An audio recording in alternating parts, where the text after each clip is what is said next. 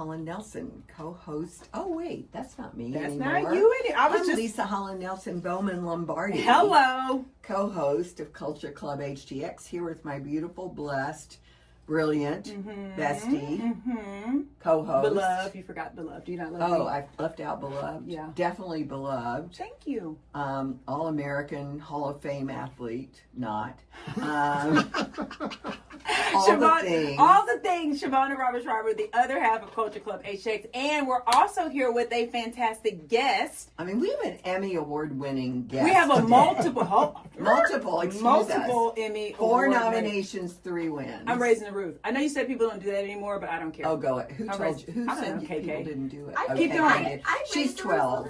We're raising the I roof. mean, like, you can raise the roof all you want. We're Okay, so great. excited to have David here. I mean, geez, Emmy award-winning creative director of Houston Creative Media, a family-owned boutique video, motion graphics, and audio production company. We just were talking about your clients, who are some of my dearest friends. Sure, of Of course, St. Francis and St. Francis St. Martin's. and St. Martin's. I mean, if they're not our friends go there. So there you have it. Anyway, your expertise is in editing, motion graphics, and sound engineering, and you've earned multiple Lone Star Emmy Awards. So we want you to tell us about your journey and your experience. Well, not the whole journey. Okay, so let's All right. gonna The abbreviated version. The abbreviated journey. Give us the 60-second journey. Sure, and then we the have some more abbreviated specific journey questions. is that when I came to Houston, I didn't know what I wanted to do. I came to Houston to reunite with my college girlfriend, who is now my wife of 10 years. Okay, good. It worked. Okay. Yeah. She was your It college worked. girlfriend? She was. I met her 42 years ago in Pennsylvania.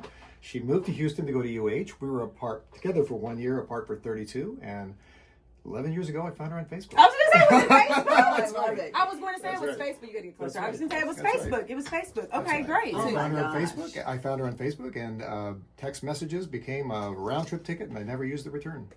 Wow. I stayed What here, a story. and 2 months later, we got married. Excellent. And 10 years later, here we sit. Exactly. What's your wife's name? Eleni Papa George. Elena Papa George. Where were Shout you out to 10 you. years ago, Shavonnah? I was in Houston. What could be up for us? Oh, I don't know. Who knows? Who Think about knows? it. I mean, let's think about it. Let's dream big. Maybe we can have some Emmys. Hello, Magical. That's right. Magical, what do we need you to do so we can win some Emmys? All the things. Okay, perfect. Okay, so David. Sure. So talk to us. Okay, there's a particular project we're going to talk about today. So the development behind The Life. Sure. Talk to us. First of all, tell us what that project is. Well, the caveat is that this was not my project. Oh. This was the brainchild of Patricia Grass, my dear friend, my producer, my mentor, who salvaged my career from the dustbin. And she and I have worked together on several different projects. We worked together on our first joint Emmy win, about Dr. Philip Salem. And then we collaborated on several other projects. But she called me after she was about 2 years into the project and said, hey, we need some motion graphics for it. This is where your expertise is. And so I said, okay, well, give me the edited version of the film, and I will see what I can do to it.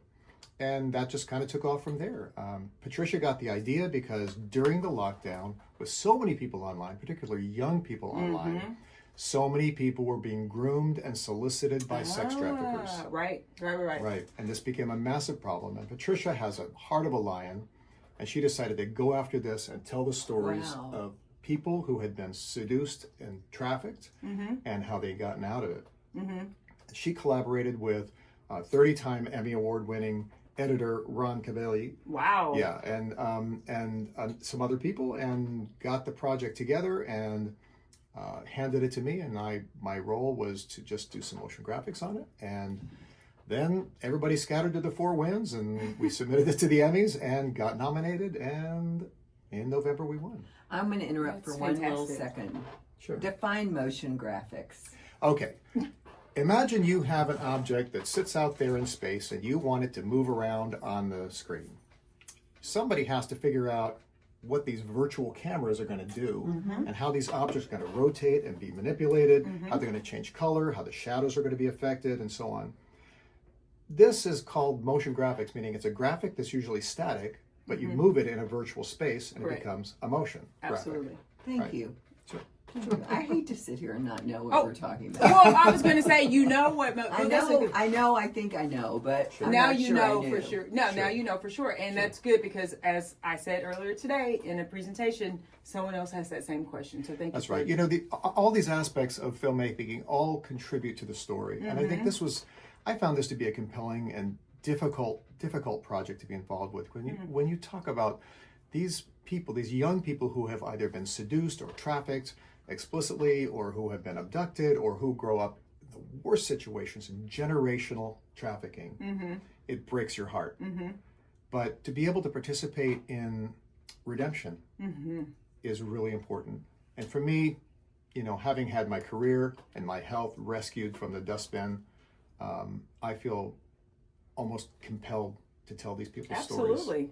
I think that's great. So you talked a bit about the impact. So far, well, first of all, where can people see the life if they want to watch the film? Well, how do they see on it? February the 3rd at 10:30 p.m. on Channel 8 locally in yep. Houston, they can watch it. Okay.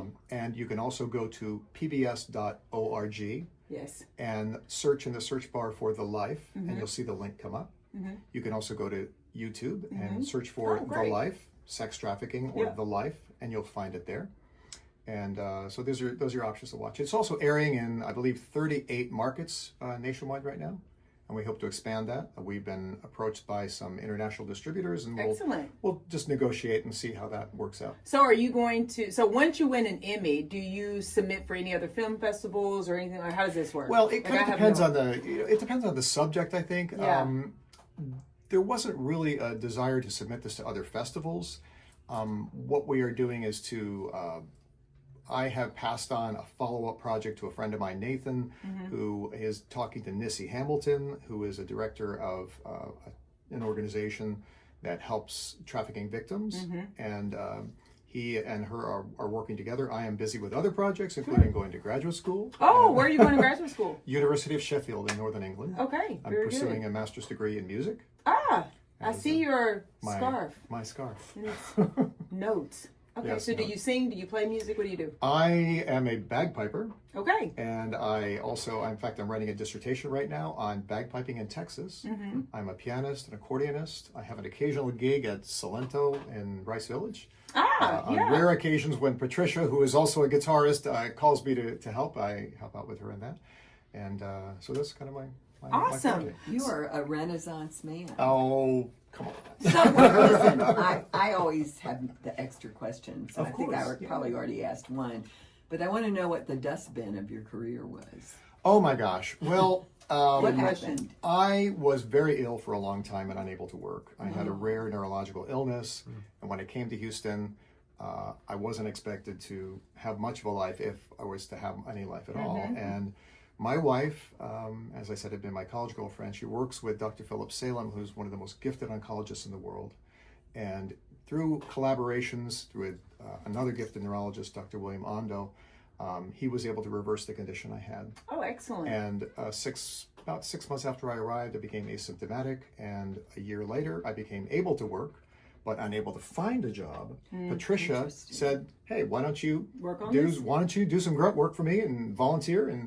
And that volunteering turned into a passion to tell stories of people who have lost hope. Awesome. So that's what most of your work is about? That's People most of my who've work. lost hope. People who have lost hope, people who are trying to find hope, people who are trying to find faith, people who are trying to change their lives.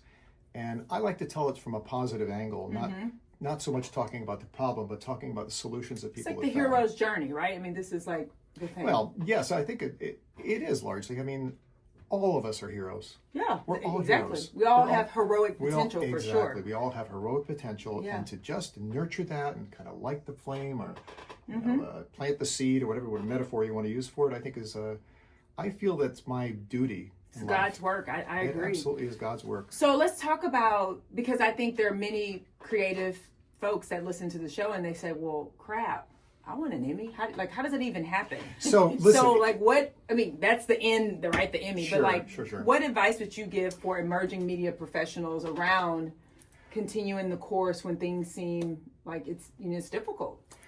You need to find where your passion is. That's number one. If you don't have passion, you're not going to get there.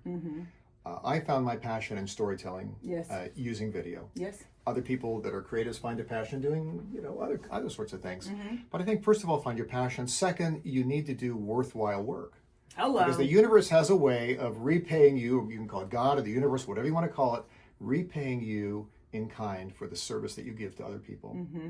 So those two things, and then third, collaborate with other people. Mm-hmm. Collaborate. Volunteer. Don't be afraid to maybe not make a lot of money on something. Sure.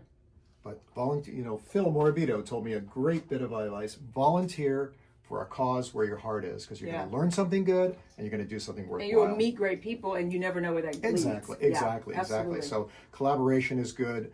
And then maintaining an upbeat attitude, and then getting involved with professional organizations. The NATAS, the Texas chapter of the National Association of Television Arts and Sciences, is an active organization statewide.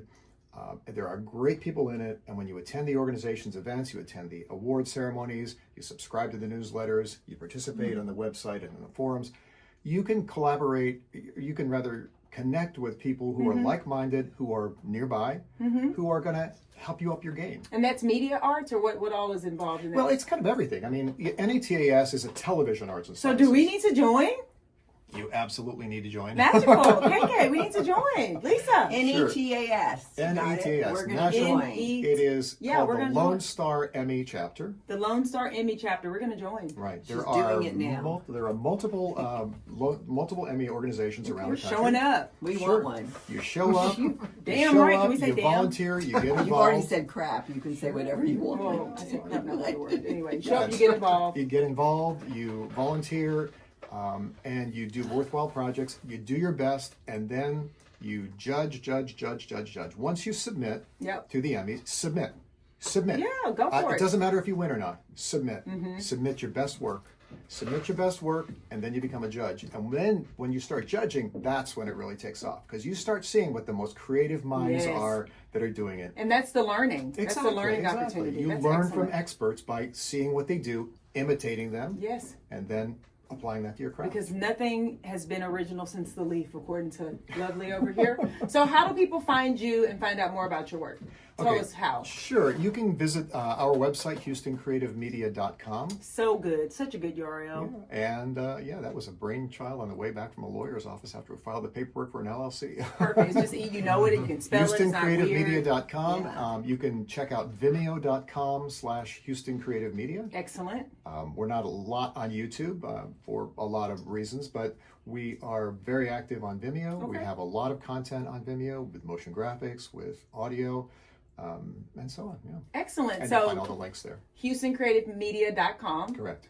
And same URL, type that in on Vimeo and you can see some of your work. And then we can go to pbs.org to go and view the live. Exactly. And PBS.org. also, you said on February the 8th, it's going to air at 10:30 p.m. Correct. February 3rd. Sorry, 3rd. Thank you for the At correction. 10:30 p.m. We will air on Channel 8. That's here where in the 8 Houston. came from. Okay, great. Excellent. Well, David, this has been fantastic. Thank you so much Thank for you so coming much, and talking David. to us. Great. All right, and with that, we'll be back. Bye.